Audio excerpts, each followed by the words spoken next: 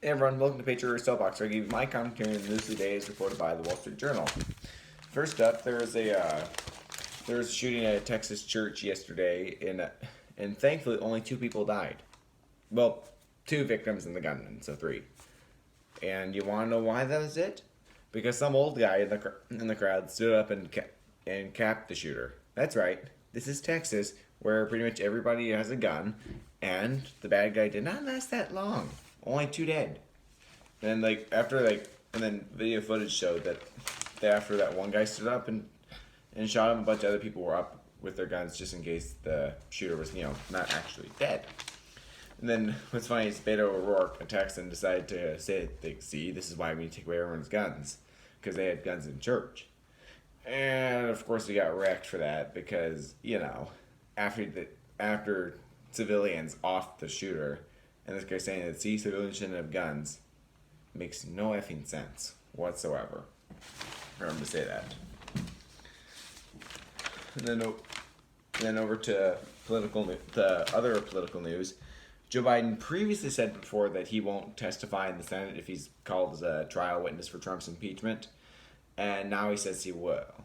So, flip-flop Biden seems to be the apt nickname for him because he's been flopping a bunch of policies he used to support and on what he says.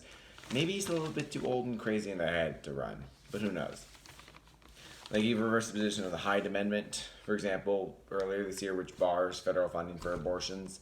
For some reason, no Republican Congress has solidified it into law, permanently, and said it remains a bill that has to be passed every year.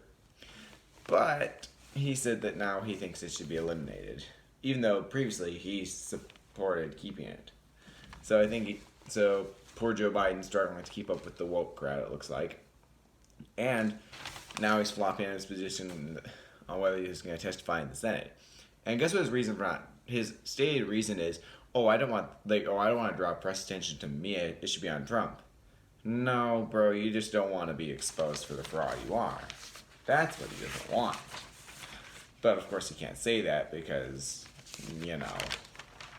that would hurt his election chances. Oh, and finally, the military took their military strikes in Iraq and Syria against Iranian-backed militias.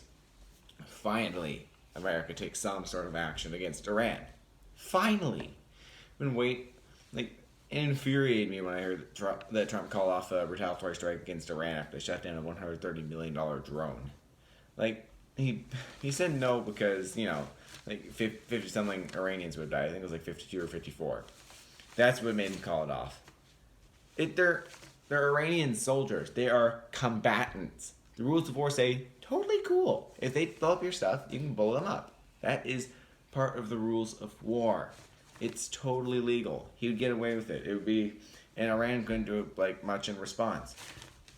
And yet he called it off because, save the Iranians. No, get rid of them all. If I were president, I think, to be honest, not to sound too, vicious, but if they told me that, I'd been like, are you sure it's that low? Maybe we should hit some other places too to really drive in the point home. If I were president, I would have said, yeah, let's bomb some other places too, just to really drive in the point that you do not mess with the United States. I think that's what I would do. There's another article here saying that the Trump's remain in Mexico policy for migrants means they're being threatened by gangs. Well, here's my genius solution. Don't come to America if you're going to be forced to stay in Mexico. Boom. Migrants complain, people show. It'd be like if, the current situation, if someone broke through your window and then complained that your house was a dump. That's what it's like when migrants complain about poor conditions when really they're actually fantastic in migrant detention facilities. If you don't you break into our country and then expect us to have better facilities for you, come on. That's stupid, I think. Then don't make the trip. Easy solution. Don't come here if you don't want to be put in jail or in a detention facility or separated from the rest of your family. Just don't come. Bye. Stay in Mexico or wherever you came from. Easy solution. But apparently, liberals say, no, we have to treat them better. I'm like, they broke the law. They are crooks, as it were. Back over the op-ed section, there's another tech article saying that 2010 is like aeons ago in tech years, given that by tech years means how fast technology advances. For example, 2009, the iPhone 3GS launched. I had a 3GS. Who remembers that dinosaur of a phone? Like, you couldn't do nothing on that thing. There's like not a whole lot there, and the thing cost $200, and a super tiny little screen, and they sold pretty well because it was a new thing. Now, however, Apple's gotten kind of repetitive with new iPhones. Like, I'm not even sad anymore that I have an iPhone 7 when everyone else like an 8 or 10 or an X or 11 or whatever, because like they're really pretty. I think they're pretty much the same now. Like the new iPhone 11 Pro, gigantic compared to the iPhone 3GS. But it costs $1,000, and people aren't buying it because like it's not much different than my old one. So yeah, I'm like, yeah, I got an iPhone 7. It's tiny, relatively speaking, but it works still. And just so you know, Apple does deliberately like after a while, if you don't upgrade your phone, then if you don't upgrade to the new model of iPhone, they'll start using software update as a Trojan horse to put viruses and bugs in your phone to slow it down. So you think, oh shoot, my thing's busted, gotta go buy the new model.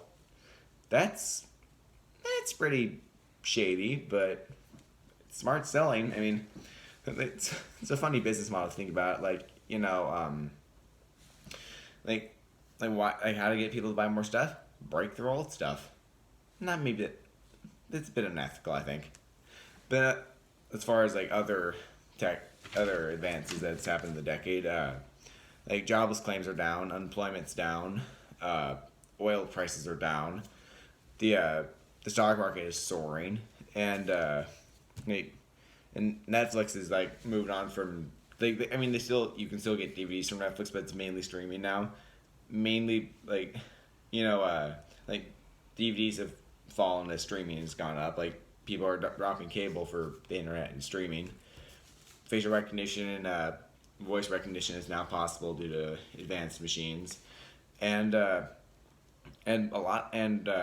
a billion poor people, or actually more than that, have been lifted from poverty. That's awesome, right? And that doesn't include all the other things mentioned here that advances in airlines or special effects for movies. Tons of advances in the past decade. Thank God for capitalism, right? And then finally, over to the op-ed section, there's an article entitled "This Isn't Your Father's Impeachment," saying that Democrats are trying to create a whole new Watergate scandal. Which, by the way, Nixon was never impeached. They just they're thinking about drawing up articles of impeachment against him, but before they could, he said, "I'm out, bye," and so there's no point to file articles of impeachment because he wasn't president anymore by his own doing. But impeachment for Trump isn't really like Watergate for Nixon. It hasn't stuck. It hasn't failed to inflame people. And part of the reason was because the country flat out sucked in 1974 when Nixon resigned. Things were pretty bad. Recession, inflation, bad Keynesian economic policies. Like Nixon's decision to get rid of the gold standard and recognize communist China instead of Taiwan in the UN. Kind of like that, among other things, like creating the EPA. Pretty angered conservatives that got into office a lot. And a lot of them just ditched their support for him. Had he not done those things, he probably could have survived Watergate, actually. But he had ended Vietnam by that point. In 1973, the U.S. got out of Vietnam, but it was sort of a shameful ending, not the big triumphant victory like people wanted, beating Japan or in Germany in World War II. Now it was more like a hasty retreat before any more people died for a war that really had no point for the United States. And whereas for Trump, the economy is doing fantastic. America's stronger on the world stage.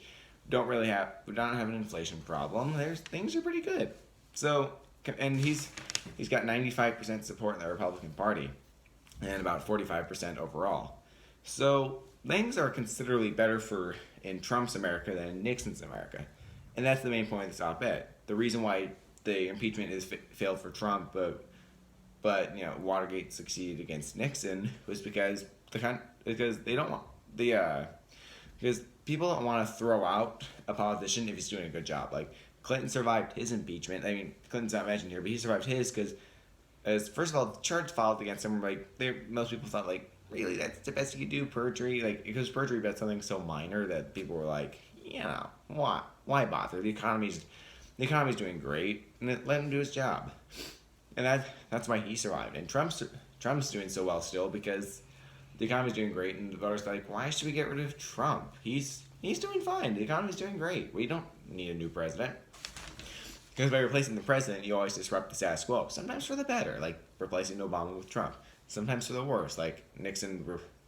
Things were pretty bad under Nixon. They went down under Gerald Ford, plummeted under Jimmy Carter, but then there was a good changeover with Reagan, and things went back up again.